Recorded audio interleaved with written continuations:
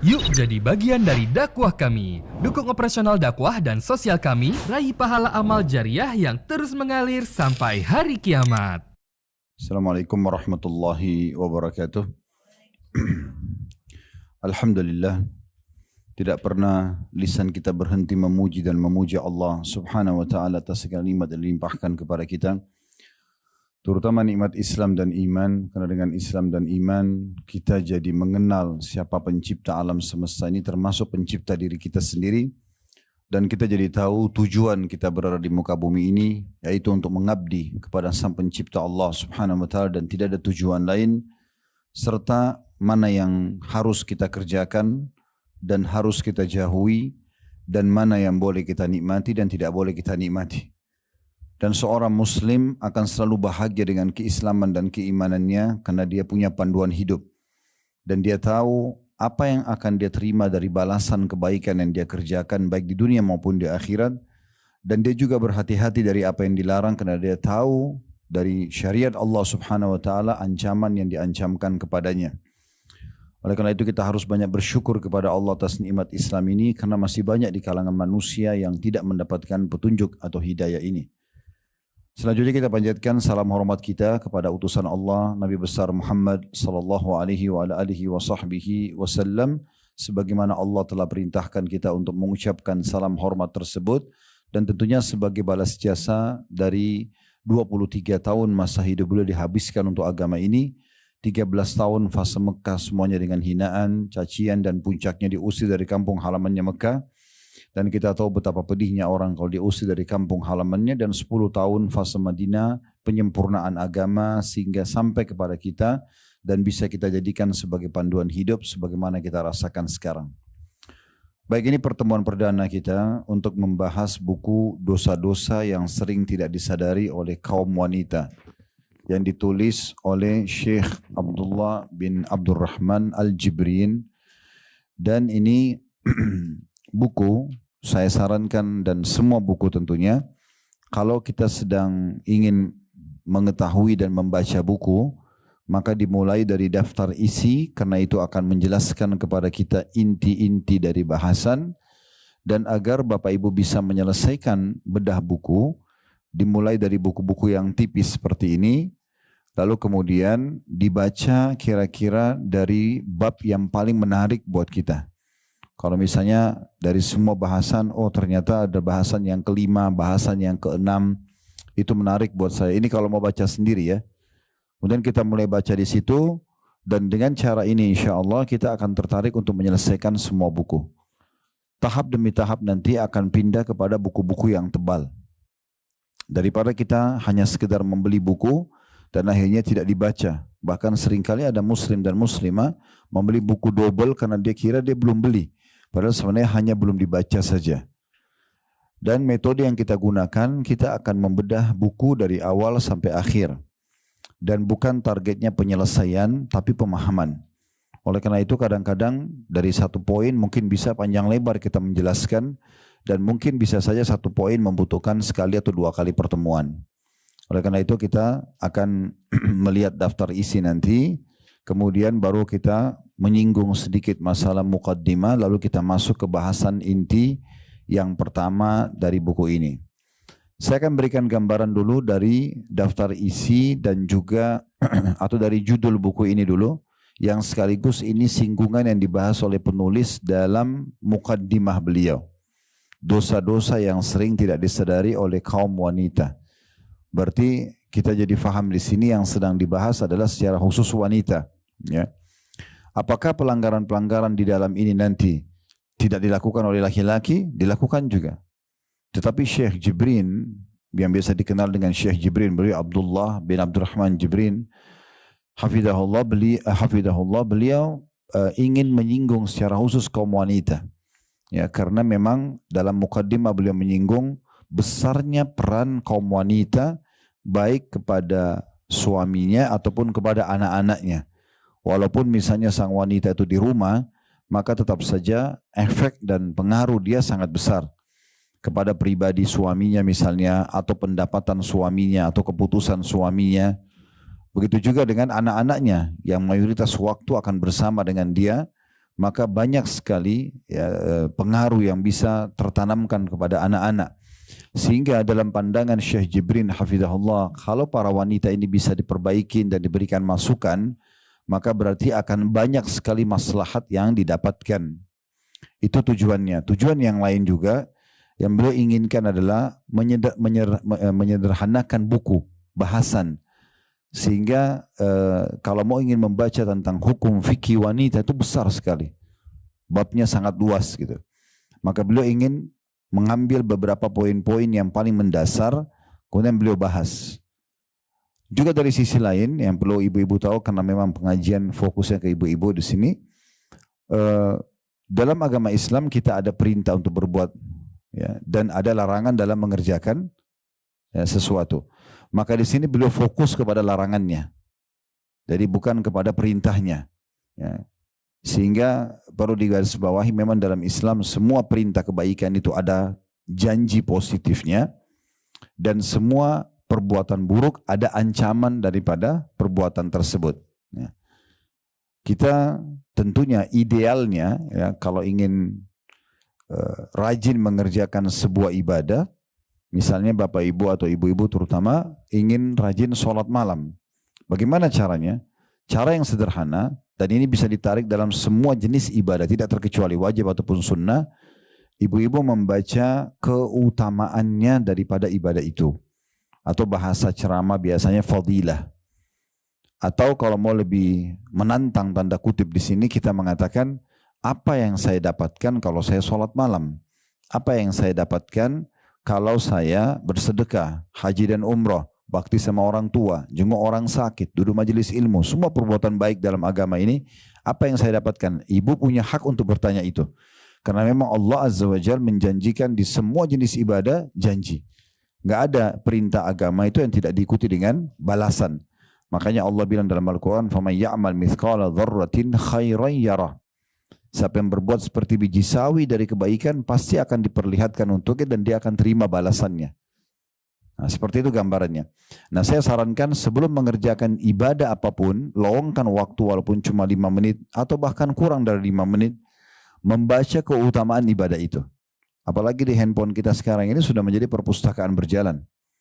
Kita misalnya mau sholat malam, saya sarankan ibu jangan sholat malam sampai sudah luangkan waktu 3-5 menit saja.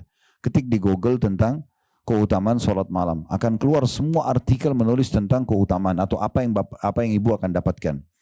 Ya, atau mungkin mau visual atau audio di media, di medsos sekarang ada, di TikTok, di Instagram, di Facebook, di YouTube, semuanya ada. Banyak di antara asatidzah kita atau ustadz-ustadz kita, dai-dai di jalan Allah ini, itu menyampaikan tentang keutamaannya. Sehingga nanti ibu akan termotivasi selalu untuk mengerjakan.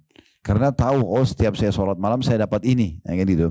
Dan akan membuat kita bisa konsisten, atau bahasa agama kita istiqomah sampai meninggal menjaganya.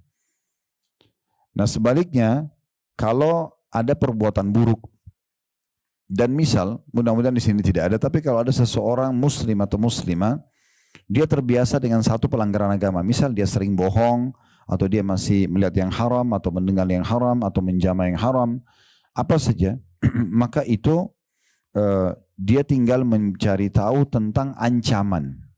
Ya, ancaman daripada dosa yang sedang dia lakukan.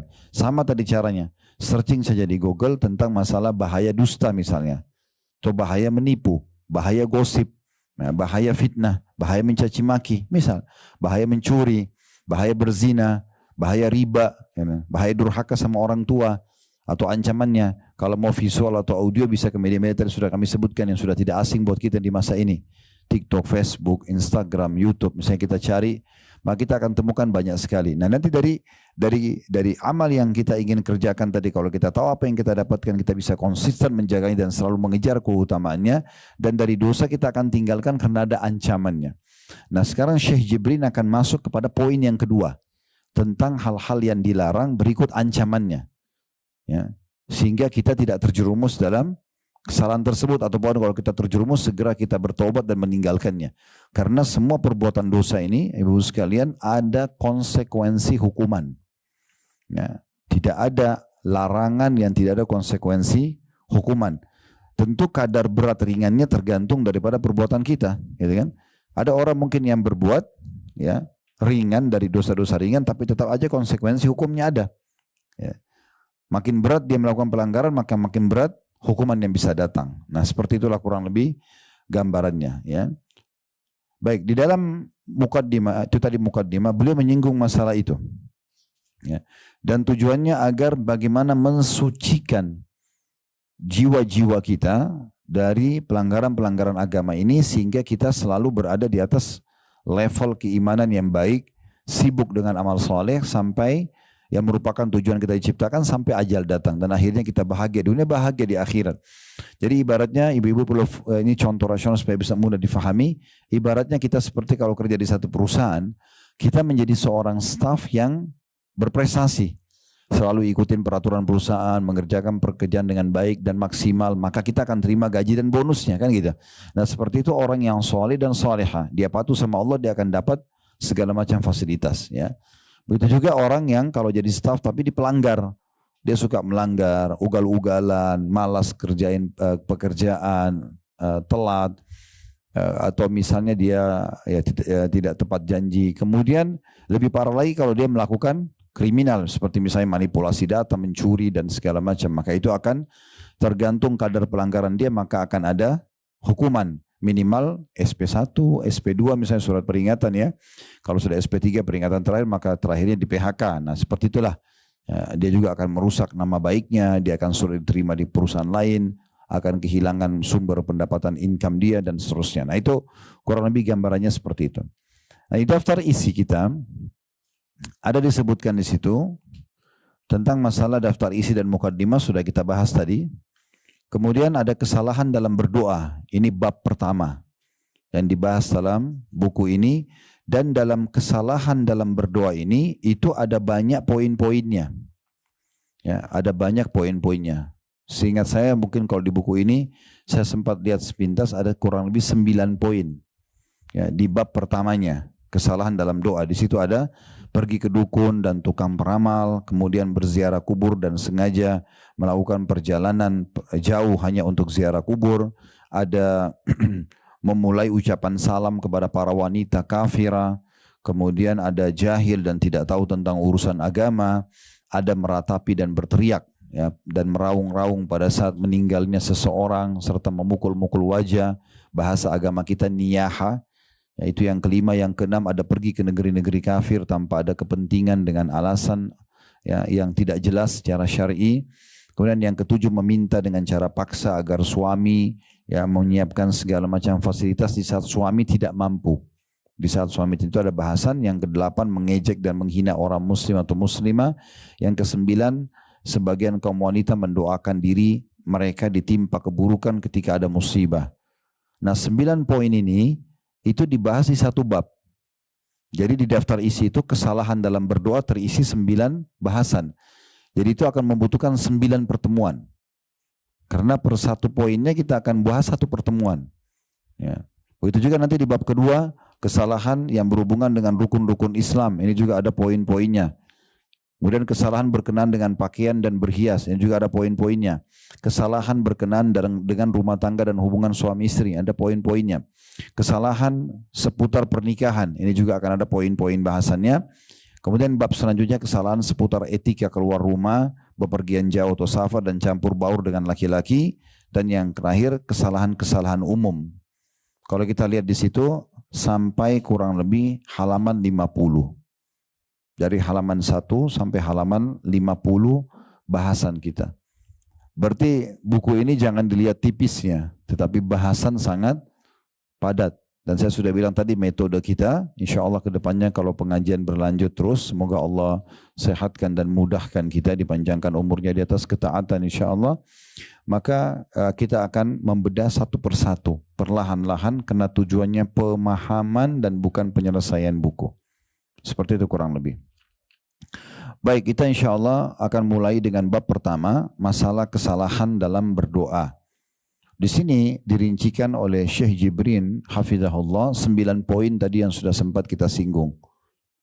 Yang pertama sekali, pergi ke tukang sihir, dukun dan tukang ramal. Pertanyaan sederhana dulu kita mulai, apa hubungannya antara bab Korelasinya apa antara kesalahan dalam doa dengan pergi ke dukun? Korelasinya ibu-ibu sekalian, karena dalam Islam kita kembali dulu ke tujuan asal dan awal serta pondasi kita diciptakan. Allah sebutkan dalam surah Az-Zariyat, surah nomor 51 ayat 56 ya. Di situ disebutkan surah Az-Zariyat surah nomor 51 ayat 56, potongan ayatnya, tujuan kita ada di sini dan pegangi baik-baik ayat ini, wa ma khalaqtul jinna wal insa illa liya'budun. Aku, kata Allah, tidak menciptakan, mengadakan manusia dan jin serta kita ada di muka bumi ini kecuali untuk menyembahku, mengabdi kepadaku, tunduk kepadaku. Itu tujuannya. Ini dulu kita sepakati. Berarti kalau ada yang tanya, apakah saya ada di muka bumi ini untuk sholat? Jawabannya iya. Untuk puasa? Iya. Untuk haji dan umroh? Iya. Bakti sama orang tua? Iya. Majelis ilmu? Ya. Itu tujuan-tujuan utamanya. Makan, minum, tidur, kumpul sama teman-teman, ini pernak-perniknya. Boleh asal halal, gitu kan? Dan pelengkap saja. Jangan sampai kita sibuk dengan pernak-perniknya dan kita lupa tujuan utama. Gara-gara ngobrol sama teman-teman, sholatnya terbengkalai. Nah itu berarti kan dia meninggalkan tujuan utama, pergi kepada pernak-pernik. Padahal ngobrol sama teman-teman hukumnya mubah. Selama bukan haram yang dibicarakan. Tetapi tidak boleh sampai terbengkalai tujuan utama kita diciptakan. Kan gitu. Nah itu poin dulu. Nah salah satu bagian daripada ibadah dan patuh serta mengabdi kepada Allah adalah doa. Ya, bahkan kata Nabi SAW, ad-du'a huwal ibadah. Doa itu adalah intinya ibadah. Kapan seseorang itu sudah terdorong dan termotivasi selalu mau berdoa kepada Tuhannya, berarti dia sudah punya pondasi dasar dalam ibadah. Doa itu kalau bahasa langsungnya adalah curhat ya kepada Allah. Komunikasi dengan Allah. Manja kepada Allah. Nah itu yang dimaksud dengan doa. Dan seorang penyair Arab mengatakan dalam susunan syairnya yang menarik, tapi saya terjemahkan ke bahasa Indonesia, janganlah kamu minta kepada manusia yang kalau kau minta kepadanya dia akan marah. Tapi mintalah kepada zat, maksudnya Allah, yang kalau kamu tidak minta dia justru marah. Kalau kita minta sama manusia, sekali kita minta dikasih, 2 kali dikasih, 10 kali dikasih, tapi setelah itu mungkin dia marah. Kenapa orang ini minta terus, kan gitu. Tapi kalau Allah sebaliknya, kalau ibu tidak minta sama Allah, Allah justru marah. Makin sering kita minta, makin tamak tanda kutip kepada rahmat Allah, makin besar pahalanya.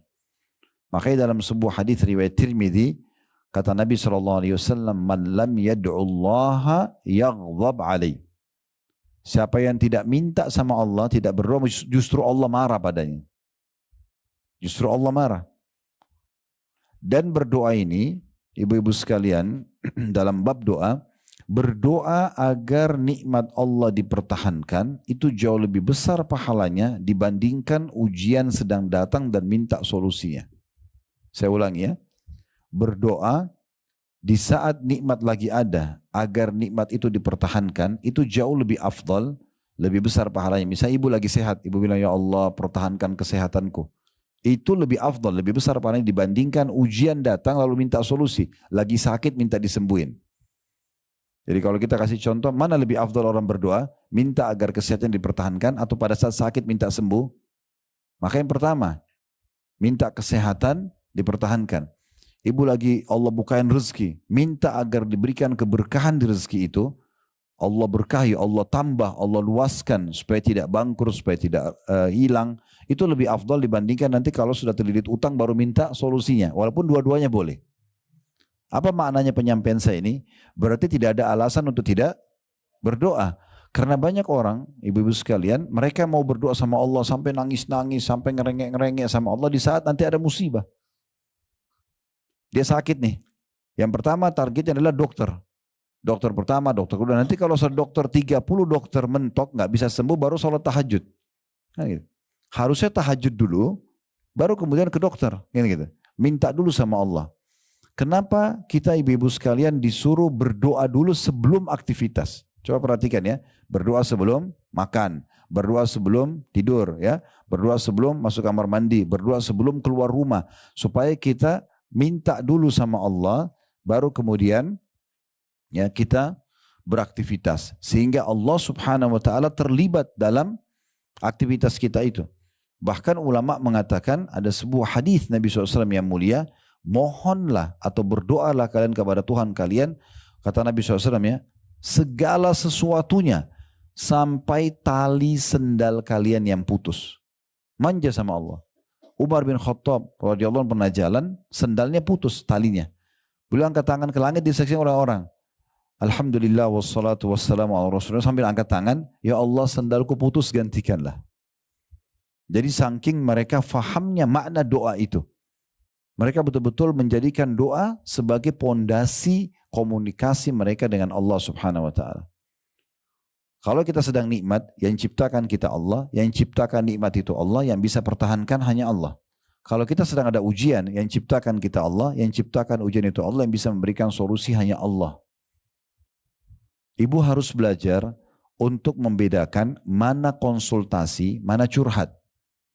Konsultasi boleh sama manusia dan hanya pada ahlinya. Ada permasalahan sama suami misalnya.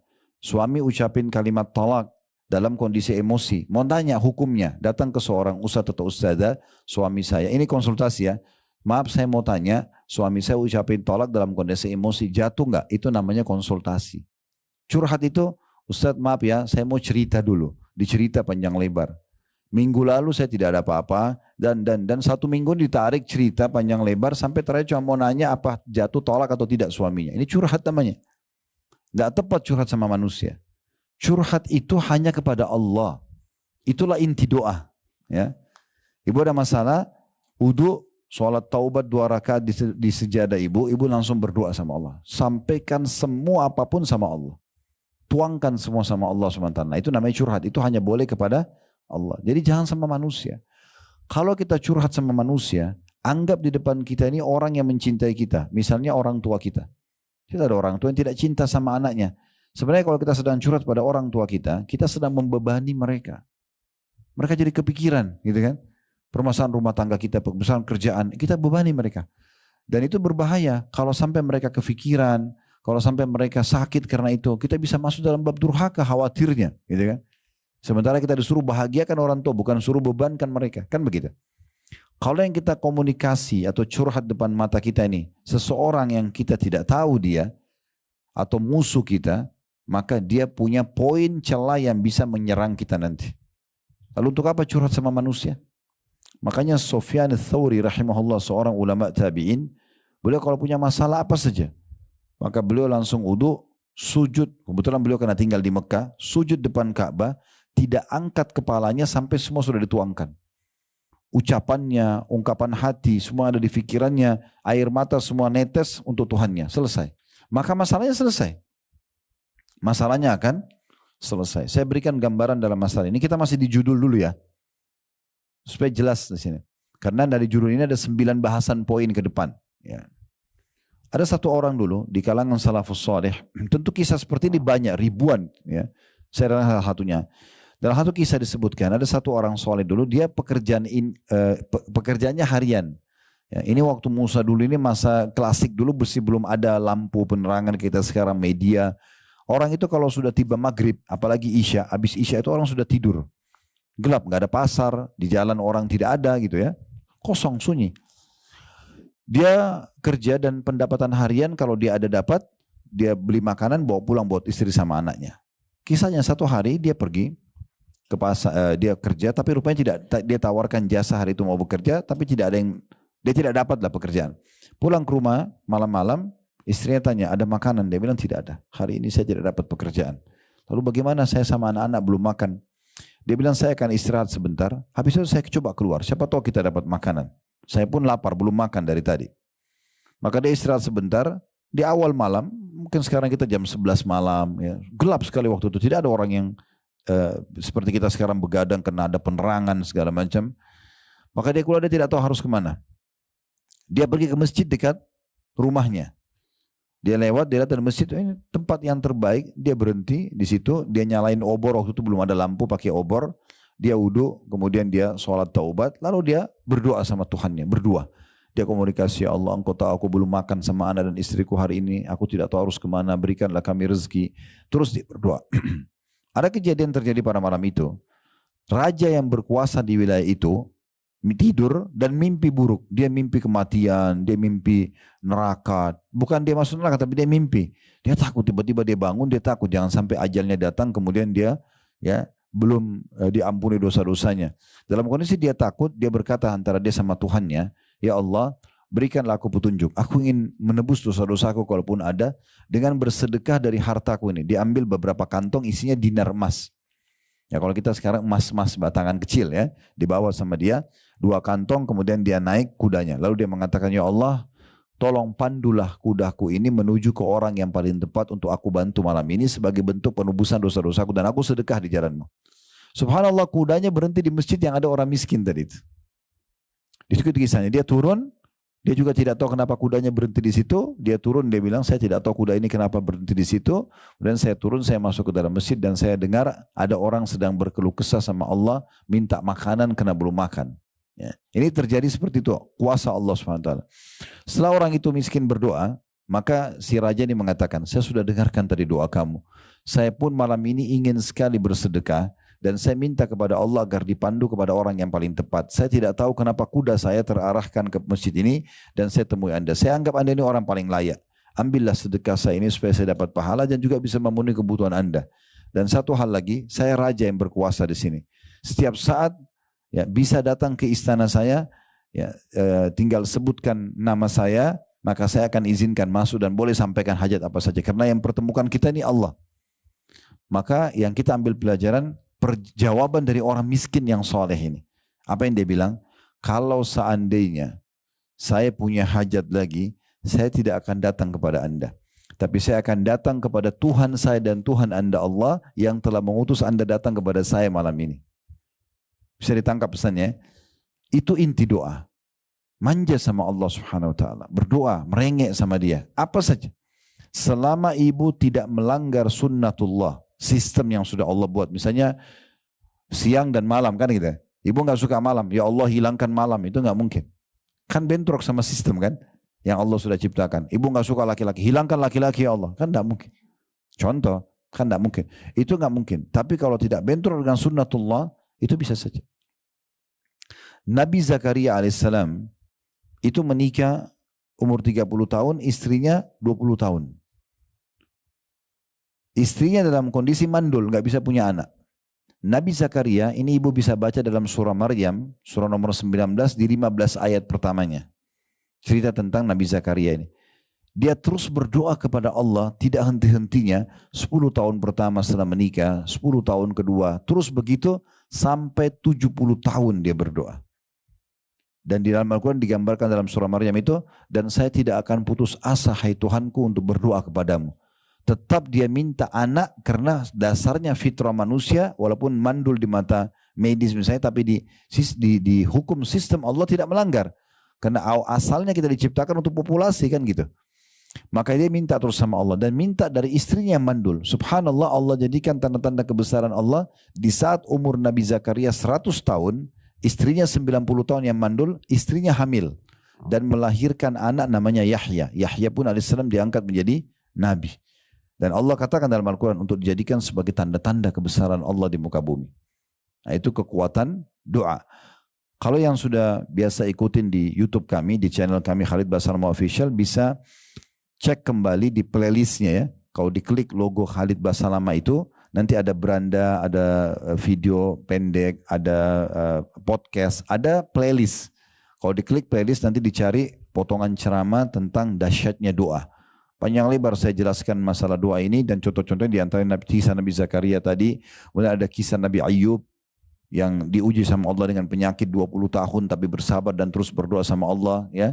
Kisah bagaimana Nabi Musa AS selamat dari kejaran Fir'aun. Kisah Nabi Ibrahim AS. Kisah Nabi Muhammad SAW yang banyak sekali dengan doa-doa beliau yang mulia. Dan sekian banyak. Nah itu yang dimaksud dengan doa. Nah korelasi antara, tentu doa-doa ini juga punya syarat-syarat ya.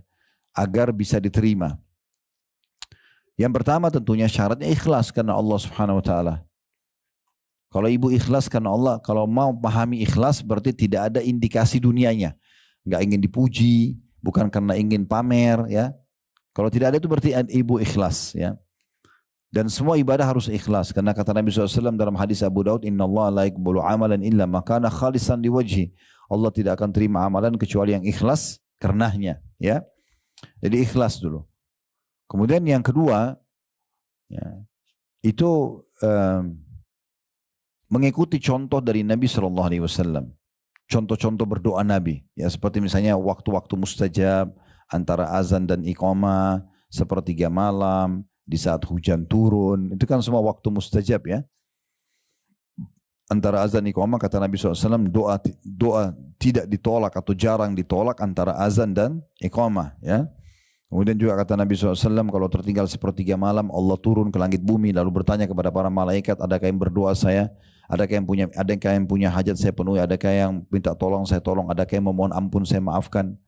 Pada saat hujan turun, Nabi SAW berdoa dan mengatakan sesungguhnya, ya, ini waktu mustajab karena rahmat Allah sedang turun dari langit. Orang kalau lagi puasa, ya, karena kata Nabi SAW dalam hadis yang sahih juga, termasuk orang yang tidak ditolak doanya adalah orang yang sedang puasa, ya. Musafir juga begitu, dalam hadis juga disebutkan, ya, doa orang tua buat anak, ya. Kalau kita punya orang tua minta supaya didoakan, gitu. Dan kita juga kalau di posisi sebagai ibu, misalnya sudah jadi status ibu, maka hati-hati dengan lisan dalam mengucapkan hal-hal yang buruk. Misalnya anak ibu aktif, ibu mengatakan kau nakal sekali. Nah ini bahaya, bisa jadi doa. Jangan diucapkan kata-kata yang baik saja, ya. Itu termasuk contoh-contoh dari Nabi SAW karena beliau mengatakan jangan pernah kalian ucapkan kata-kata buruk buat diri kalian, keluarga kalian dan harta kalian, karena bisa saja malaikat lewat mengaminkan dan terjadilah. Nah boleh misalnya ibu lagi lihat diri di cermin, kok saya jelek sekali ya, itu kata-kata buruk nggak boleh. Atau sedikit ada masalah sama suami, saya nyesal nikah sama kamu. Jadi penyesalan benar. Jadi lebih baik ucapkan kata-kata yang baik semua. Ya Allah berikan hidayah, ya Allah mudahkan, ya Allah sembuhkan, selalu yang baik-baik saja. Itu diantara contoh terhadap atau tata cara atau apa yang disampaikan oleh Nabi SAW.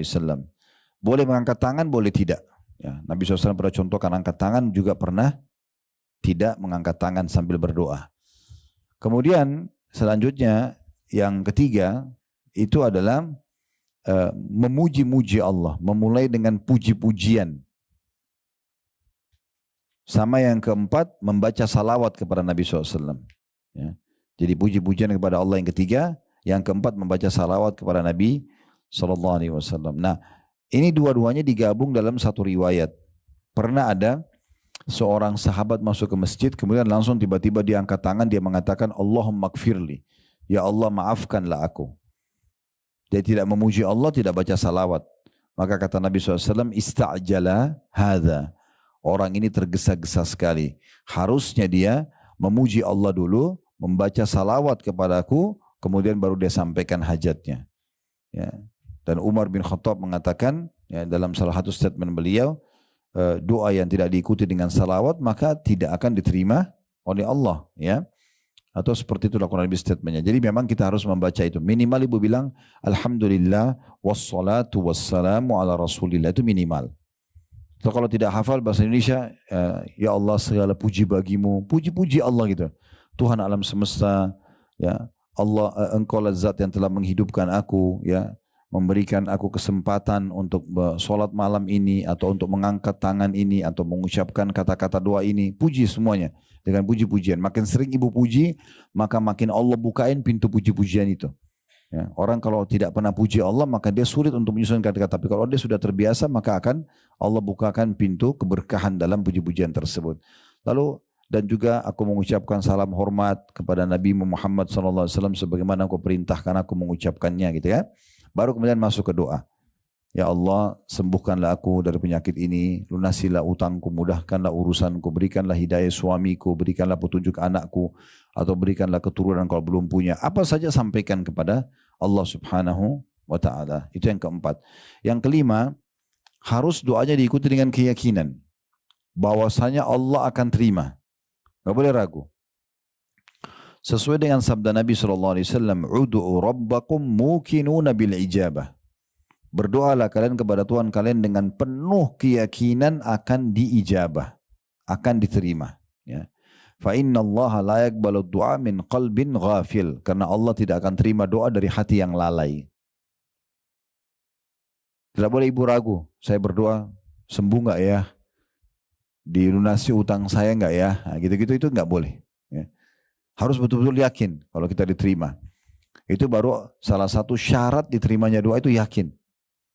Karena Nabi SAW bilang Allah tidak akan terima berdoa kepada Tuhan kalian dalam kondisi kalian yakin diterima, karena Allah tidak terima doa dari hati yang lalai. Kalau hanya seperti orang kumur-kumur saja, rutinitas saja, itu enggak bermakna doanya. Ya. Jadi seperti ibu betul-betul lagi komunikasi dengan Allah secara langsung. Itu kekuatan doa di situ. Ya. Itu yang kelima. Yang keenam, tidak tergesa-gesa. Tidak tergesa-gesa ini maksudnya dalam mengucapkan tutur kata doa, susunan doa itu, dan juga tidak tergesa-gesa meminta jawabannya kepada Allah. Misalnya ibu tadi sudah memuji Allah, alhamdulillah, wassalatu wassalamu ala rasulillah, lalu ibu mulai menyampaikan hajat-hajatnya semua, masing-masing mungkin punya hajat. Setelah selesai semuanya, disampaikan dengan pelan, dengan santun, dengan tutur kata yang bagus, ya, tidak tergesa-gesa, ditutup juga dengan salawat kepada Nabi SAW misalnya, ya. Kemudian dia menunggu, ya, tidak tergesa-gesa. Dia terus ulangin doa itu sampai dia melihat hasilnya. Jangan putus asa. Dan kalau ibu menyusun kata-kata yang indah sekali, ya, kepada Allah Subhanahu wa taala, maka dalam sebuah hadis yang disebutkan oleh para ulama dan hadis yang sahih, kalau seorang hamba memanjatkan doa yang indah kepada Allah, Allah menerlambatkan jawabannya agar hamba itu tetap dalam doanya.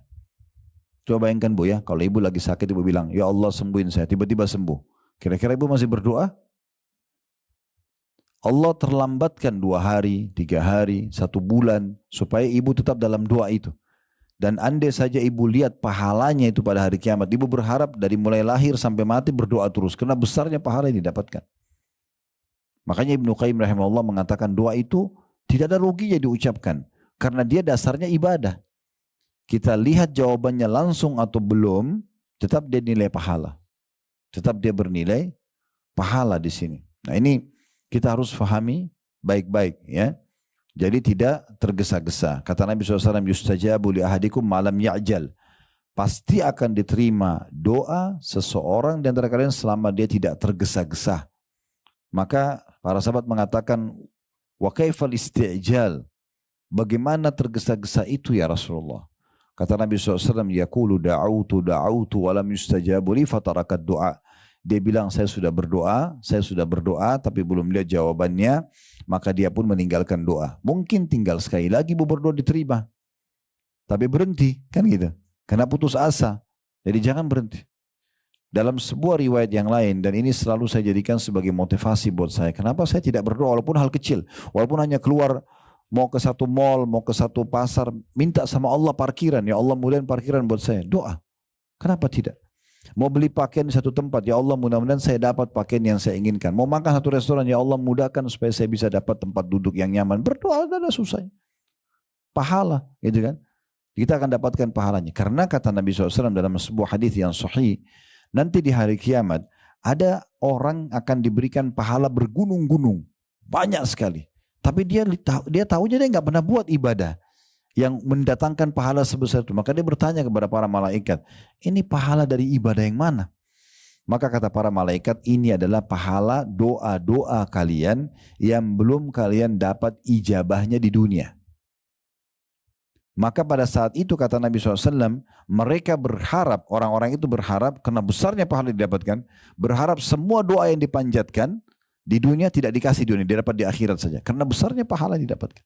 Lalu kenapa kita nggak selalu sampaikan doa? Apa saja. Mau pergi satu tempat supaya dimudahkan, supaya diberkahi. Mau mulai usaha supaya diberkahi. Apa saja. Lagi langgeng pun rumah tangga, ya Allah berkahi. Jaga suamiku. Mungkin suami mengatakan jaga istriku. Berikan hidayah. Mau masak, mudahkan saya membuat masakan yang enak. Kenapa enggak begitu? Kenapa harus dalam hal darurat saya baru berdoa? Gitu kan? Coba kita lihat ya, hikmahnya syariat Allah Subhanahu wa taala. Kenapa kita ibu-ibu sekalian tidak baca bismillah sekali saja seumur hidup kalau mau makan? Kenapa setiap mau makan baca bismillah? Supaya selalu berhubungan sama Allah, gitu kan? Kenapa kita setiap mau pakai baju baca doa? Kenapa setiap masuk kamar baca doa? Kenapa setiap mau biologis baca doa? Kenapa enggak sekali seumur hidup? Karena memang kita harusnya selalu melibatkan Allah Subhanahu wa taala dalam hal seperti ini. Ya, jadi ini tidak tergesa-gesa dalam mengharapkan pahala tersebut. Sekarang masuk yang poin terakhir dalam doa, yang ketujuh, ya. Tidak meminta sesuatu yang haram dan menjauhi sumber makanan, minuman, pakaian yang haram. Jadi nggak boleh kita minta sama Allah supaya dikasih rezeki agar bisa main judi misalnya. Ini contoh. Atau kita minta, kita sementara minta tapi yang kita kenakan baju atau mukena haram, sejadah haram, ya. AC yang kita hirup udaranya dari sumber haram. Air yang kita minum sumbernya haram. Makanan yang kita makan sumbernya haram. Dalam hadis Bukhari kata Nabi SAW, ada orang yang mengatakan, ya Allah berikan, ya Allah berikan. Bagaimana Allah berikan sementara makanan, minuman, pakaiannya haram. Dalam riwayatnya dikatakan ada orang yang rambutnya acak-acakan, pakaiannya berdebu, tidak punya alas kaki. Miskin sekali kan gambarnya begitu. Lalu dia mengatakan, ya Allah berikan, ya Allah berikan. Bagaimana Allah berikan sementara makanan, minuman, pakaiannya haram. Jadi nggak boleh. Harus hati-hati gitu. Ya. Jadi kalau ada di antara kita yang hadir mungkin doanya, dia lihat dia berdoa dia belum dipanjatkan, coba introspeksi diri. Ada masalah nggak dalam masalah sumber haram nih? Jangan sampai ada sesuatu yang haram yang masuk akhirnya membuat doa kita tidak diijabah. Gitu ya. Jadi jangan minta haram, hindari semua juga sumber-sumber pendapatan yang haram. Baik, itu berhubungan dengan masalah judul kita. Nah sekarang tadi saya bilang apa korelasinya antara kesalahan dalam berdoa kemudian disebutkan poin nomor 1 dalam bahasa ini pergi ke dukun, pergi ke tukang sihir, dukun dan tukang peramal. Karena memang kita disuruh kembali kepada Allah, bukan kembali ke manusia. Tadi saya bilang konsultasi, itu pun harus pada ahlinya dan benar. Ya, tapi kalau dukun, peramal, penyamun ini, Bapak Ibu sekalian, ini mereka adalah wali-wali syaitan. Supaya jelas gini, di muka bumi ini cuma ada 2 jalan. Nggak ada jalan ketiga, cuma 2 saja. Satu benar, satu salah. Apa itu jalan yang benar? Ini jalannya Allah Subhanahu wa taala. Karena kita selalu yakin la ilaha illallah, tidak ada Tuhan yang berhak disembah kecuali Allah. Nah, kalau kita patuh ambil jalan menuju ke Allah ini, ujungnya surga. Kita akan dibalas surga nikmat abadi. Di dunia pun akan dapat panduan hidup. Juru bicaranya Allah yang menyampaikan adalah para nabi dan rasul. Penyambung lidahnya nabi dan rasul adalah para ulama dan dai. Kalau ibu-ibu datang kepada para alim ulama, para dai, maka akan dipandu kepada agama Allah. Ya, penyambung lidah dari para rasul dan ke agama Allah, ujungnya surga, kan gitu. Ini jalan yang benar, nggak ada jalan yang ketiga. Jalan yang kedua ini jalan salah, jalannya iblis. Nggak ada jalan ketiga. Iblis siapa? Ini orang satu sosok dari kalangan jin yang kufur kepada Allah. Ini ujungnya akan membawa ke neraka, nggak ada tempat lain, dia akan ke neraka. Juru bicaranya siapa? Ini dukun, peramal, penyamun, penyihir, ahli maksiat. Kalau kita berteman sama mereka pasti dibawa pandu ke jalan syaitan, pasti ke neraka. Tentukan jalannya, gitu kan? Jadi cari jalan Allah. Nah, kita disuruh berdoa kepada Allah, memohon hanya kepada Allah, bergantung pada Allah. Jadi nggak boleh kepada dukun-dukun ini, karena mereka adalah juru bicaranya syaitan. Ustadz, saya ingin suami saya sayang sama saya. Baik, nggak usah bawa fotonya suami ke dukun. Nah, itu. Nggak usah minta sama mereka. Bagaimana caranya? Itu kan lintas alam ya. Maksudnya lintas alam itu kita bawa fotonya ke dukun, dukun minta tolong sama jin. Allah buat jin ini tidak tampak sama mata kita. Kita juga tidak disuruh berinteraksi, bahkan dilarang interaksi sama mereka. Nggak perlu kita ngobrol, nggak perlu berteman, nggak perlu nikah, nggak perlu. Kita cuma tahu ada makhluk Allah namanya jin, selesai. Tentu di alam jin ini sama manusia ya, ada 3 golongan. Ada di alam jin namanya jin beriman sebagaimana manusia beriman. Kalau ini jin beriman sudah tahu dia tidak akan mungkin interaksi sama manusia. Itu yang Allah sebutkan dalam surah Jin, surah nomor 62 dalam Al-Quran. Ya. Allah gambarkan tentang jin-jin beriman itu ada. Ya, dan setelah meninggalnya Khadijah radhiyallahu anha di tahun ke-10 dari masa kenabian di Mekah, Dan meninggal juga Abu Talib ditinggal dengan amul huzun, tahun kesedihan. Karena Nabi SAW sedih sekali pada saat itu, yang membela dakwah meninggal 2 orang gitu kan. Maka Allah Subhanahu wa taala menghibur Nabinya Muhammad SAW dengan 2 kejadian besar. Kejadian yang pertama, masuk Islamnya jin Nusaybin. Nusaybin ini wilayah di Irak. Dan yang kedua, kejadian Isra dan Mi'raj. Nah, Isra Mi'raj sering kita dengar, tapi jin Nusaybin ini masuk Islam jarang orang dengar ya. Padahal sebenarnya dia ini termasuk hiburan Allah untuk Nabinya Muhammad SAW. Kalau kalangan manusia, hai Muhammad, tidak beriman sama kau, ada kalangan jin yang beriman. Tetapi di sini Nabi SAW tidak menyuruh kita, ayo nih ada jin yang masuk Islam, kenalan sama mereka. Bahkan Abdullah bin Mas'ud, sahabat Nabi, waktu itu menemani Nabi, menggambarkan bagaimana pertemuan Nabi dengan jin Nusaybin itu. Beliau mengatakan, saya sedang jalan bersama Nabi SAW di satu wilayah padang pasir. Kemudian beliau menggaris sebuah garis di tanah dan memberikan isyarat agar aku tidak melewati garis itu. Nabi bilang, jangan lewatin garis ini ya. Lalu aku melihat Nabi sendiri jalan terus ke padang pasir sampai di satu titik, lalu beliau baca Quran. Gak lama kemudian datang banyak laki-laki yang menggunakan baju putih, kepala mereka seperti kendi-kendi air, kata Abdullah bin Mas'ud. Duduk mengerumuni Nabi, mendengarkan ayat, dan Nabi mengatur mereka dengan tongkat beliau. Setelah itu mereka bubar semuanya, lalu Nabi kembali dan mengatakan, hai Abdullah bin Mas'ud, tadi itu adalah saudara-saudaramu atau saudara kalian dari kalangan jin yang beriman. Ya, dari kalangan jin yang beriman. Berarti ada mereka beriman. Tapi Nabi tidak bilang, hai Ibnu Mas'ud, ayo kesini yuk, kenalan sama mereka. Enggak ada. Dari sini juga kita ambil pelajaran, berarti tidak perlu punya khadam. Ya. Oh, saya kan punya khadam Ustaz, penjaga dari jin muslim. Enggak ada. Nabi sendiri enggak punya khadam dari jin. Abu Bakar sama Umar enggak pernah dukil dalam riwayat punya khadam dari jin. Enggak ada.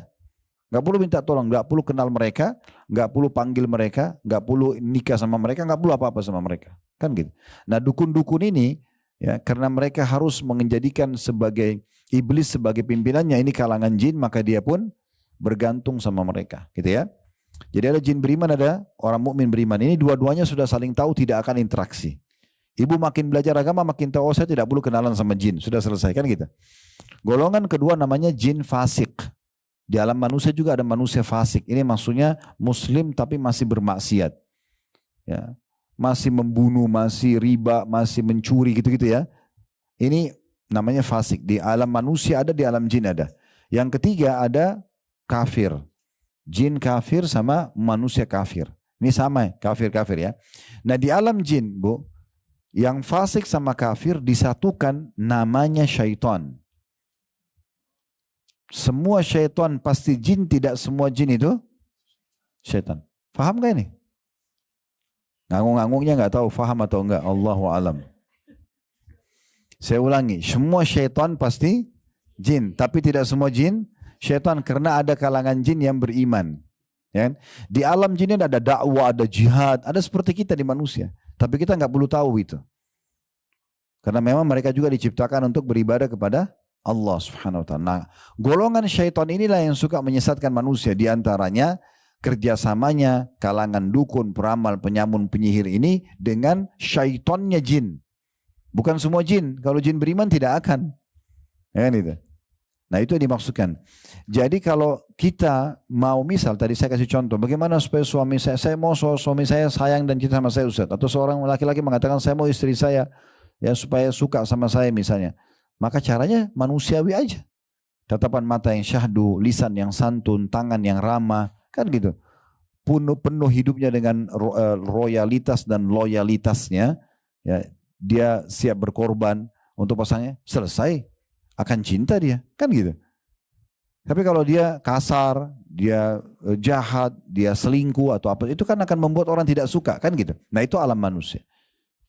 Jadi nggak perlu kita, atau misalnya pun ada foto antara kita sama suami sama istri, kirim foto kita pribadi misalnya, itu cukup. Untuk apa dibawa ke dukun ini? Kan itu. Sehingga syaitan masuk ke rumah kita untuk menengahi di antara kita, sama sekali nggak diperlukan. Sama sekali nggak diperlukan. Nah itu sebagai contoh saja. Cukup banyak cabang-cabang atau masalah-masalah yang dikerjakan oleh para orang-orang perusak ini. Ya, dulu di Indonesia nama mereka dukun. Penampilannya rambutnya gondrong, gelap mukanya, pakai tongkat, kepalanya tengkorak, menakutkan gitu kan. Kalau sekarang sudah banyak ganteng-ganteng sama cantik-cantik itu dukunnya. Ya, sudah tidak ke situ lagi alamnya mereka. Dulu dukun-dukun ini di beberapa perkampungan kita, saya pernah baca sendiri berita itu. Sampai karena mereka ada melakukan pelecehan seksual, mereka ada menipu masyarakat, akhirnya kebongkar kedoknya, sampai ada yang dibakar. Pernah dengar gak? Ada yang dibunuh, ada yang dibakar itu ya. Nah mereka ganti nama. Dan ganti nama gak nanggung-nanggung ini. Ganti namanya kepada orang pintar. Paranormal, di atas orang normal. Ini luar biasa. Makanya jangan pakai istilah itu istilah mereka itu salah. Saya kemarin Ustadz ke orang pintar. Siapa? Orang pintar itu profesor, alim ulama itu orang. Dukun jangan dibilang orang pintar. Ini salah, ini orang bodoh. Karena bodohnya mereka minta sama jin. Di Saudi Bu, ada satu kelompok dibentuk oleh pemerintah Saudi, ada kementeriannya ya. Kelompok Hizbah. Hizbah ini menegakkan yang ma'ruf, melarang dari mungkar. Mereka ada kementeriannya sendiri. Ya, mereka biasa naik mobil kalau lagi waktu sholat itu keliling-keliling. Kemudian kalau ada waktu sholat diingat, ayo sholat. Nah gitu ya. Saya nggak tahu kalau terakhir-terakhir ini mungkin ada perubahan di Saudi. Tapi waktu saya masih mahasiswa di sana itu ketat sekali gitu. Ya, semua toko harus tutup. Kalau waktu sholat, waktu itu ya. Harus tutup semuanya. Sampai orang tinggalkan. Tidak ada orang berani mencuri. Ambil barang, ketangkap, potong tangan. Kan gitu. Jadi memang peraturan-peraturan itu berjalan. Nah, salah satu tugas mereka di kementerian ini menegakkan amar ma'ruf dan nahi mungkar ini menangkap para dukun dan peramal penyihir gitu.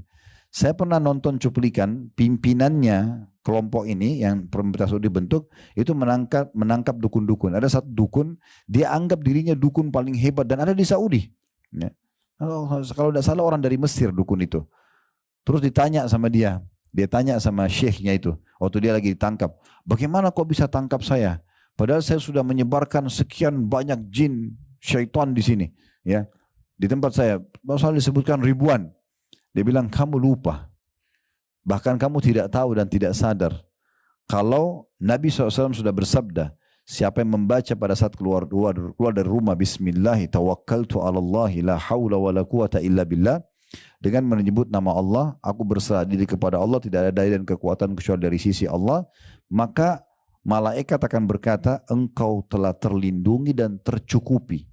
Dan semua syaitan yang bertemu sama temannya melihat orang ini yang membaca doa ini akan berkata, bagaimana bisa kita ganggu dan sesatkan orang ini sementara dia sudah tercukupi dan terlindungi. Saya yakin saya baca doa itu. Tidak akan pernah ada jinmu yang berhasil, syaitan mau untuk menutupi aku bisa menangkapmu. Nah itu dihukum mati di Saudi. Kalau ketangkap ini dihukum mati. Mungkin kalau tidak salah sebagian sudah ada paket teks Indonesia kalau ibu ketik di YouTube itu tentang apa dukun-dukun yang ditangkap di Arab Saudi misalnya itu akan keluar tuh cuplikan-cuplikannya ya. Ada salah satu yang unik itu ya. Jadi dianggap itu waktu ditemukan tempat prakteknya ada burung merpati yang banyak sekali itu yang diikat kakinya, yang diikat sayapnya, ada nama-nama orang pakai kertas. Macam-macam lah ya. Ada jarum, ada ini, ada itu, ada boneka, wah perangkat-perangkat yang syaitan semua ini. Itu waktu ditangkap, itu semua dibebaskan. Itu kalau dicabutkan, itu namanya buhul ya, uqad dalam surah Al-Falaq ya. Wa min syarrin naffatsati fil uqad, dan selamatkan kami dari tiupan nenek-nenek sihir di uqad. Uqad itu yang mereka ikat-ikat.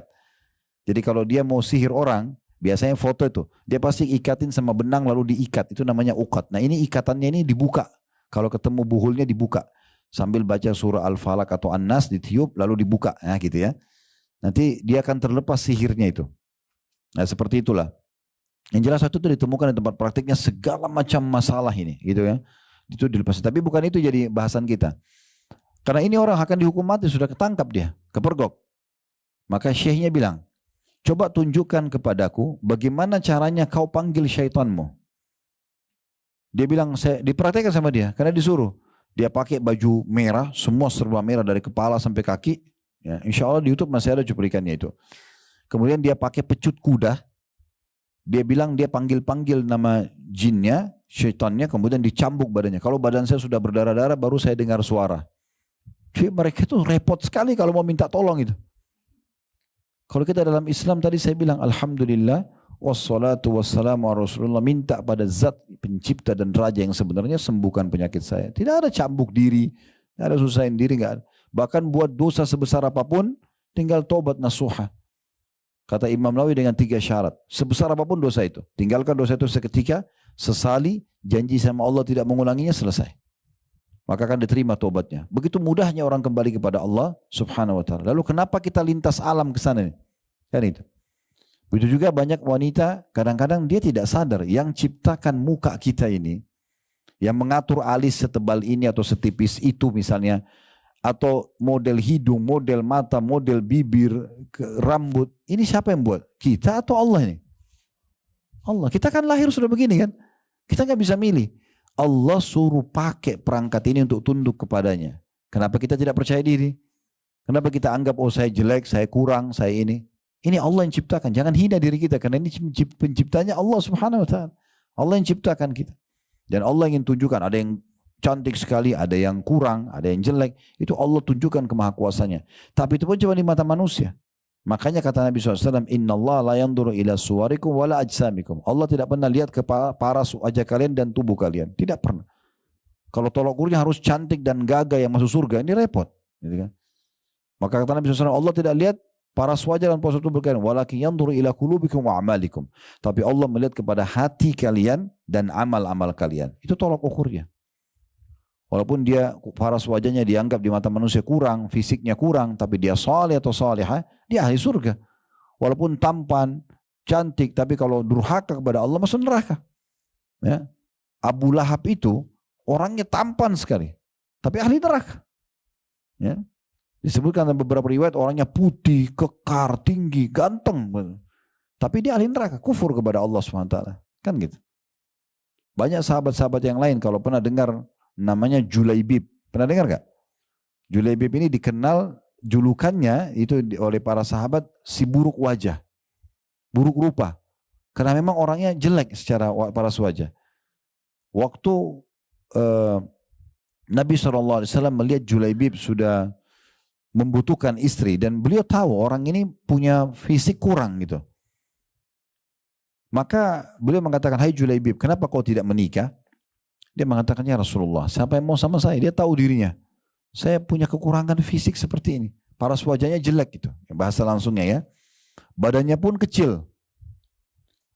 Lalu kemudian kata Nabi SAW, saya akan nikahkan kamu insya Allah. Maka Nabi langsung ajak Julaibib datang ke rumah satu orang Ansor. Terkenal di situ punya anak perempuan yang cantik dan solehah. Lalu kata Nabi SAW setelah salam, disambut meriah sama pemilik rumah. Lalu Nabi mengatakan, sesungguhnya saya punya hajat pada kalian. Bahasa ini bahasa santun kalau mau melamar. Kalau orang Arab datang atau zaman dulu tuh orang kalau datang, saya punya hajat pada kalian, berarti seakan-akan saya ini mau menikah atau akan membawa berita tentang pernikahan. Maka mereka gembira sekali karena mereka pikir Nabi akan lamar anak perempuannya. Mereka mengatakan, selamat datang ya Rasulullah. Kata Nabi SAW, bukan buat saya tapi buat Julaibib. Ada Julaibib di situ. Akhirnya si suami istri ini bilang, oh kalau Julaibib kami tanya dulu anaknya. Gitu kan. Kebetulan anak perempuannya lagi ada di dalam kamar dan mendengar itu. Maka kata anak perempuan ini karena kesolehannya, dia mengatakan, wahai ayah dan ibu, apakah anda berdua berani menolak lamaran Nabi SAW? Nikahkan saya sama siapapun yang Nabi bawa. Maka dia terima lalu menikahlah. Ya. Kalau tidak salah perempuan ini sempat mengatakan, semoga Allah jadikan kebahagiaanku di situ. Dan betul firman Allah. Baru menikah beberapa waktu, Julaibib ikut di perang Uhud, terbunuh mati syahid. Ya. Dan di sekitar Julaibib itu ada 6 atau 7 orang Quraisy yang terbunuh. Maka Nabi SAW menggendong jenazahnya sambil mengatakan, ya Allah ridholah padanya karena dia bagian dariku, aku bagian darinya. Kalau suami mati syahid berarti istrinya masuk surga juga karena dia kan dapat syafaat. Kan gitu. Dapat syafaat. Tetapi di sini teman-teman yang kita ingin sampaikan adalah tidak usah menghina-hina diri kita atau bahkan karena ingin terlihat cantik pakai susuk. Ya. Pergi ke orang pintar. Taruh mutiara lah, taruh apalah segala macam, enggak penting. Allah yang ciptakan kita. Allah akan datangkan orang yang suka dengan mukanya ibu itu. Selesai. Enggak usah khawatir. Semua sudah dicatatkan oleh Allah SWT. Allah ciptakan kita memang berpasang-pasangan.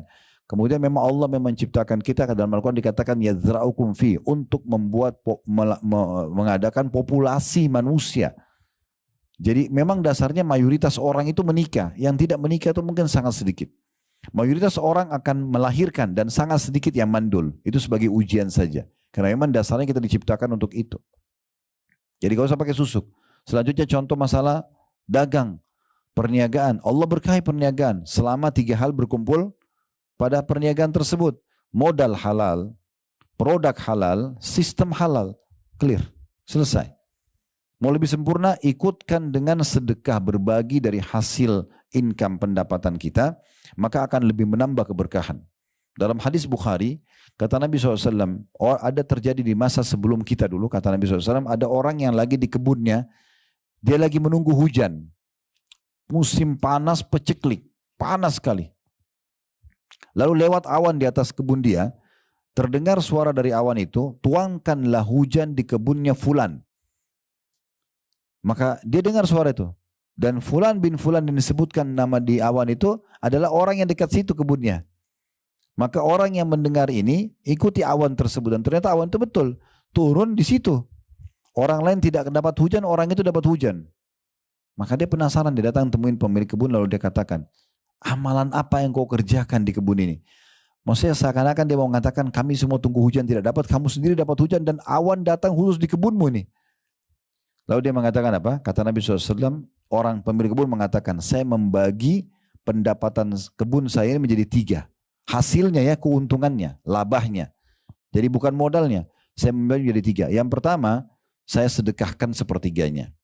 Yang kedua, sepertiganya saya gunakan untuk kebutuhan keluarga saya. Yang ketiga, sepertiganya lagi, saya kembalikan untuk tambahan modal. Jadi ada yang dia sedekahkan, dia keluarkan ya dari hasilnya. Maka itu akan menambahkan keberkahan gitu ya. Berarti kita tinggal minta sama Allah, kita tinggal berusaha di alam manusia. Tidak usah pergi ke dukun, ya, peramal, penyamun, penyihir ini. Begitu juga pada saat sakit, Allah berikan kita ilmu. Ada namanya pengobatan nabawi, tibun nabawi, ada juga pengobatan medis kan gitu. Pengobatan nabawi seperti misalnya Nabi SAW mengatakan kesembuhan dipastikan ada pada madu. Disebutkan. Kemudian bekam. Dalam riwayat lain kai. Kai itu menggunakan besi panas yang dikaitin di tubuh. Biasanya orang kalau stroke ya. Tapi Nabi SAW mengatakan jadikan kai sebagai pengobatan terakhir kalian. Cuma madu jadikan penyebutan nomor 1. Ada pernah sahabat kakaknya sakit perut. Lalu datang kepada Nabi SAW mengatakan, ya Rasulullah kakak saya sakit perutnya. Kata Nabi SAW, kasih madu. Minumin madu. Orang ini pulang, berikan madu tapi dia buru-buru. Habis minum madu, wah kok tidak sembuh. Langsung kembali lagi ke Nabi, ya Rasulullah belum sembuh. Apa kata Nabi SAW? Allah pasti benar dan perut kakakmu yang bohong. Sabar, konsumsi aja dulu. Gak mungkin salah penyampaian, gitu kan? Tentu kita tidak bicara ini kalau kualitas madunya gak bagus ya. Karena pernah saya, kebetulan kakak ipar saya di Surabaya punya supermarket begitu dan dia jual madu dan banyak produk yang lain. Tapi dia pernah bahasakan, dia pernah mendatangi salah satu penjual madu yang dijual murah-murah harganya. Ternyata di peternakan lebahnya itu memang dia bukan membiarkan lebah itu alami mencari sari bunga ya. Tapi dia taruh karung yang di atas ditaruh gula pasir lalu disiramin air. Jadi aroma gulanya keluar, lebahnya datang ke situ. Nah itu yang membuat akhirnya madunya ini berpengaruh pada orang diabetes dan segala macam. Nah, carilah madu yang berkualitas gitu kan. Tentu harga juga berbicara kan gitu. Jadi kita cari yang benar, yang bagus. Maka itu pasti akan benar. Begitu juga dengan jintan hitam atau habbatus sauda. Ya. Walaupun sekarang di Timur Tengah yang dikenal habbatus sauda, semua negara biasanya ada. Di Indonesia pun ada jintan hitam ya. Tapi yang dikenal kalau Timur Tengah itu yang dari Ethiopia, hitam pekat. Itu dikonsumsi beberapa butir. Nabi SAW sudah bilang, habbatus sauda, dawa'un likulli da'il lassam. Biji hitam atau jintan itu adalah obat untuk semua penyakit kecuali kematian. Dan dia bilang, masa sih? Nggak boleh. Nabi sudah bilang, harus kita yakini itu benar. Ya, dan habbatus sauda, kalau ini saran saya saja. Saya bukan menyinggung tentang masalah teman-teman penjual herbal, bukan ya. Tidak sama sekali. Tapi kalau konsumsi habbatus sauda jangan banyak-banyak. Ya. Karena kadang-kadang kalau yang di kapsul itu kan kita tidak tahu kadar berapa butir di dalam ya.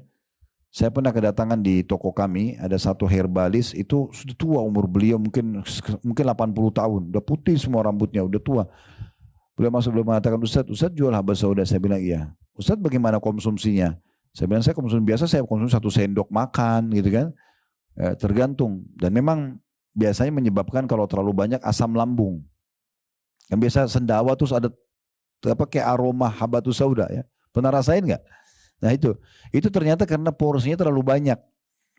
Jadi dia bilang, Ustadz kalau konsumsi jangan lebih dari 7 butir. Dihitung butir kan dia kecil-kecil tuh.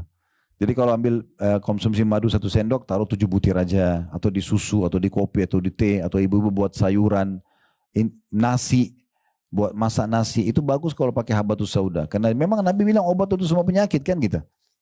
Ada air zam-zam kan gitu. Minum zam-zam. Kata Nabi SAW, zam-zam liman syuribala. Zam-zam sesuai dengan niat orang meminumnya. Dalam hadis lain kata Nabi SAW, zam-zam itu makanan, minuman dan sekaligus makanan mengenyangkan. Bisa menyembuhkan, ya bisa doa mustajab, kan gitu. Kemudian juga kita bisa mengkonsumsi apapun yang sifatnya memang dia herbal, yang memang alami pengobatan. Kayak misalnya di Indonesia ada satu pengobatan tradisional, konsumsi daun apa gitu kan. Kayak misalnya kalau salah kita biasa konsumsi juga daun pepaya ya. Untuk apa gitu ya. Kalau tidak salah kalau kena astagfirullah, demam berdarah ya. Di beberapa wilayah kita tuh minum itu oke saja karena kan halal dasarnya. Itu pengobatan yang herbal ya ataupun yang pengobatan nabawi. Kemudian juga ada pengobatan medis. Nah, ini semua dibolehkan silakan. Jadi nggak perlu pergi ke dukun-dukun ini untuk berobat gitu ya, untuk melariskan dagangan, untuk memudahkan jodoh, untuk memberikan keturunan. Semua ini hukumnya haram ya, tidak dibolehkan. Jadi ikhtiar secara manusiawi dan terutama tentu berdoa sama Allah, lalu ikhtiar secara di alam kita manusia. Dari sini ditulis oleh penulis, saya mulai bacakan sekarang apa yang ditulis oleh penulis ini. Pergi poin pertama yang melanggar kesalahan dalam berdoa yang harusnya kepada Allah, lalu dia minta memohon kepada dukun, tukang sihir, dukun dan tukang ramal. Dikatakan untuk menyembuhkan suatu penyakit atau serangan ain. Pernah dengar ain ya? Mata panas ya. Itu orang kalau biasa hatinya iri, itu berpengaruh pada matanya. Kalau dia lihat sesuatu, dia lihat misalnya ibu punya kelebihan paras wajah, atau ibu punya anak yang lucu, ibu punya rumah yang bagus, kendaraan yang bagus, pekerjaan bagus, rumah tangga harmonis. Itu kalau dia iri, dia mengatakan, oh anak kamu lucu sekali ya, biasa anak itu sakit. Ya. Kecuali kita ikuti dengan pujian kepada Allah. Masya Allah, tabarakallah. Ya. Orang bilang rumah kamu bagus ya, oh Masya Allah, tabarakallah. Ya. Anak kamu lucu ya, pekerjaan kamu bagus, hidup kamu romantis ya, harmonis. Alhamdulillah, Masya Allah. Kita selalu bilang begitu ya. Supaya tidak kena ain. Dan hati-hati dengan ain ya. Terutama orang yang suka ya beraktif di medsos ini. Sedikit-sedikit status, sedikit-sedikit ya ini dan itu. Beda orang kalau berdagang. Tapi kalau semua aktivitas dia, apalagi keromantisan rumah tangganya, apalagi lucunya anaknya, ini bahaya sekali. Ain sangat dekat dengan orang seperti ini. Dan kata Nabi SAW, hati-hati dengan ain. Hadis sahih. Hati-hati dengan ain. Karena dia bisa membuat manusia masuk ke dalam kuburan dan unta masuk ke kuali. Dia menyebabkan kematian. Dan kata Nabi SAW, mayoritas umatku meninggal karena ain. Mayoritas umatku. Kebanyakan meninggal karena orang tidak tahu. Di Saudi itu, mereka karena khawatirnya dengan ain, biasa kalau di depan rumahnya sering ada kaligrafi Masya Allah, Tabarakallah gitu kan. Di mobil mereka juga ada stiker Masya Allah. Supaya orang terbiasa baca itu. Nah kalau kita mungkin tidak begitu tidak masalah ya. Tetapi paling tidak kalau ada orang puji, ibu sudah tahu. Oh ibu selalu bilang Masya Allah. Bahkan untuk diri kita sendiri. Ibu lagi di depan cermin. Oh Masya Allah, ciptaan Allah kita begitu. Atau lihat suami, atau lihat anak. Atau dapat apalah. Makanan enak, minuman enak. Saya ada cuplikan di handphone tentang bahayanya ain. Cukup banyak sekali ya, yang apa namanya, yang terjadi. Ada orang di Saudi itu lagi dihidangkan teh sama temannya.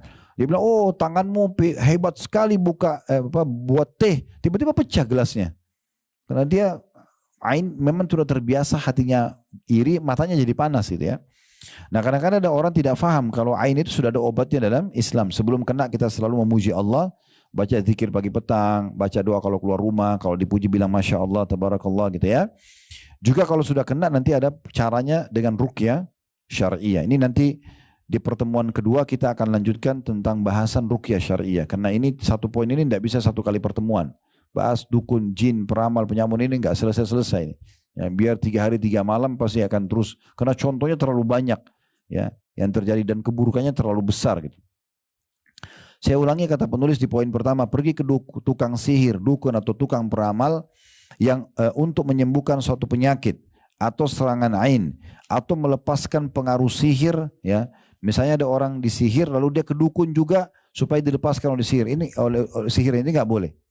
Pengobatan sihir dengan sihir nggak boleh. Ya. Atau mencari pekerjaan. Kalau kita tambahkan mungkin dengan menebak masa depan, garis tangan, jodoh, ini semua nggak ada dalam Islam. Ya, meramal-ramal ya, termasuk nggak boleh percaya dengan ramalan bintang. Ya, ini kan tradisi kita dari kecil. Kamu bintangnya apa? Sagittarius, saya Taurus, ini Gemini, itu nggak usah. Semua itu dewa-dewanya orang-orang di Yunani dulu, masa dulu. Akhirnya di situ apa isinya? Kan tebak kan jodohnya, warna kesukaannya, nasibnya. Jadi itu pelan-pelan hapusin udah, nggak usah ada. Ya, nggak ada semua itu. Dalam Islam itu tidak ada. Rasulullah SAW telah memperingatkan dengan keras agar tidak mendatangi mereka. Sebagaimana sabda beliau di dalam hadis yang diriwayatkan oleh penyusun Sunan 4. Itu ada di halaman 3 ya, dalam kurung. Sunan 4 maksudnya Sunan Nabi Dawud, Tirmidzi, Ibnu Majah dan An-Nasai. Ini dikenal dengan 4 pemilik sunan. Man ata'arrafan fasa'alahu an syai'in lam tuqbal lahu salatun arba'ina yauman. Barang siapa mendatangi seorang peramal lalu bertanya kepadanya tentang suatu hal, maka tidak akan diterima suatu salat pun baginya selama 40 hari. Ya, ini maksudnya 40 hari yang sudah berlalu ya. Jadi ibu sudah salat 40 hari, salat subuh, duhur, asar, maghrib, isya. Ya. Berikut salat sunnahnya semua. Hari ke-50 ibu ke dukun. Cuma bilang coba tebak tangan saya. Mungkin temannya ibu yang pergi, ibu ikut-ikutan. Saya nggak percaya kok, tapi cuma tanya. Nggak percaya cuma tanya ini sudah cukup 40 hari hilang. Ini luar biasa nih, 40 hari sholat bukan main-main. Satu sholat aja hilang kita sudah rugi, apalagi 40 hari kali 5 kali sholat sehari. Belum sholat sunnahnya. Gitu kan. Kalau sampai mempercayai mereka, percaya ya, tadi kan belum percaya cuma nanya-nanya, coba-coba. Kalau sudah percaya apa yang dia sampaikan, supaya suaminya sayang, cinta, supaya usahanya lari, supaya cantik dan segala macam, percaya ini bisa kufur. Itu disebutkan di halaman 4, dalil kedua diangkat oleh penulis, bahkan mempercayai mereka merupakan suatu kekafiran. Sebagaimana Rasulullah SAW bersabda, man ata kahinan fasaddaqahu bima yakul, faqad kafara bima unzila ala Muhammadin sallallahu alaihi wasallam. Barang siapa yang mendatangi seorang peramal, lalu dia membenarkan apa yang dikatakannya, maka dia telah kafir terhadap apa yang diturunkan kepada Muhammad sallallahu alaihi wasallam. Dia telah kufur. Kalau dia percaya, dia harus taubatnya, memperbaharui syahadatnya. Dia memperbaharui syahadatnya. Jadi nggak boleh main-main ini. Oleh karena itu nggak boleh coba-coba kenal mereka. Nggak usah coba-coba datang. Nggak usah coba-coba lihat cuplikannya, nggak perlu. Dan luar biasa di Indonesia ini ada dukun-dukun itu berpenampilan seperti ustadz. Ya. Karena kita mayoritas muslim, mereka juga pakai pakaian-pakaian yang seakan-akan dia itu orang-orang agamis. Padahal sebenarnya arahnya juga ke dukun. Ya, itu.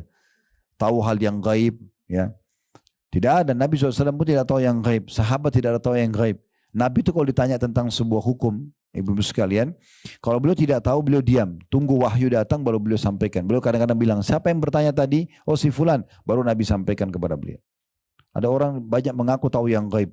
Tahu nasibnya orang, tahu masa depannya. Ibu kalau ke dukun, ya, naudzubillah, mudah-mudahan tidak ya. Itu dia sudah meletakkan banyak syaitan-syaitan di sekitar tempat prakteknya. Nanti syaitan-syaitan itu akan koordinasi sama korin kita. Pernah dengar korin ya? Manusia itu semua ada pendamping dari malaikat yang selalu mengingatkan kebaikan, ada pendamping dari syaitan yang mengajak pada keburukan. Ya, itu ada korin. Nanti dia akan koordinasi sama korin. Ini orang masalahnya apa? Misalnya ada masalah rumah tangganya. Nanti si syaitan ini akan melapor sama dukunnya. Begitu ketemu dukunnya bilang, oh kamu ada masalah rumah tanggamu ya. Kamu ada masalah gini-gini. Laporan dari jinnya, syaitannya yang kerjasama sama korin. Ya, itu ada itu. Oleh karena itu tidak perlu mereka sama sekali. Kalau ada yang pernah ke sana, mohon ampun segera kepada Allah. Lebih aman syahadat kembali ya, kalau sampai mempercayai, karena kalau mempercayai kan bisa kufur ya. Sehingga kita bersih dan murni dari itu semuanya. Insya Allah hati kita akan lebih tenang tanpa dukun-dukun ini. Rumah kita akan lebih ceria, usaha kita akan lebih sukses tanpa semua itu. Tanpa semua itu insya Allah akan berjalan dengan baik. Nah ini jadi gambaran tentang masalah doa tadi panjang lebar, juga dengan masalah larangan untuk korelasinya dengan masalah bahasan dukun ini. Dan biasanya dukun-dukun ini punya banyak ciri-ciri, ya. Nanti akan insya Allah panjang lebar kita bahas pada pertemuan akan datang. Berikut juga dengan tata cara pengobatan syar'i berhubungan dengan masalah ruqyah syariah, ya. Dengan masalah dukun nanti kita akan ajarkan tata caranya. Kalau ada beberapa buku rujukan nanti akan saya bawa untuk ibu-ibu bisa konsumsi di rumah, ya. Jadi mungkin rumahnya pun bisa diterapi ruqyah, kita bisa terapi ruqyah, suami, anak, semua bisa kita terapi ruqyah. Dan nanti akan saya closing di pertemuan akan datang insya Allah kalau Allah masih mudahkan semuanya. Tentang ruqyah itu dilakukan di seluruh rumah dan rutin walaupun lagi tidak ada masalah. Kayak misalnya ibu lagi masak, nggak ada salahnya lagi masak nasi kan ada airnya, itu diruqyah airnya, ya. Itu bagus. Pakaian kita lagi cuci, itu kita terapkan ruqyah syariah. Ya, bisa nanti akan kita ajarkan tata caranya insya Allah pertemuan akan datang. Tapi kesimpulannya sekarang adalah kalau, dan ini insya Allah sudah saya bahas panjang lebar, kalau mau nonton cuplikannya 3 jam waktu itu saya tablik akbar di salah satu kota di Amerika. Waktu itu diundang sama orang kita di sana, kita bahas ruqyah syariah, saya bedah buku Syekh Al-Idan, itu hampir 200 lembar tentang masalah ruqyah syariah dan tata cara dan prakteknya. Itu hampir 3 jam cuplikannya, ada 3 jam. Kalau ibu ketik di YouTube kami, di playlist kami ruqyah syariah ada yang durasi 3 jam, itu panjang lebar bisa dilihat. Jenis-jenis sihir, sifat-sifat dukun, ini pun akan saya singgung pertemuan akan datang insya Allah. Kalau yang buru-buru ingin tahu bisa tahu di situ nanti insya Allah lebih lanjut, ya. Baik, ini bahasan kita insya Allah dan kedepannya sebagaimana saya bilang tadi kita masih berlanjut di poin 1 dulu untuk menyelesaikan dengan tambahan-tambahan informasinya. Baik, itu saja, mudah-mudahan bermanfaat. Kalau ada benar dari Allah, kalau salah dari saya mohon dimaafkan. Subhanakallahumma bihamdika asyhadu an la ilaha illa anta astaghfiruka wa atubu ilaik. Wassalamualaikum warahmatullahi wabarakatuh.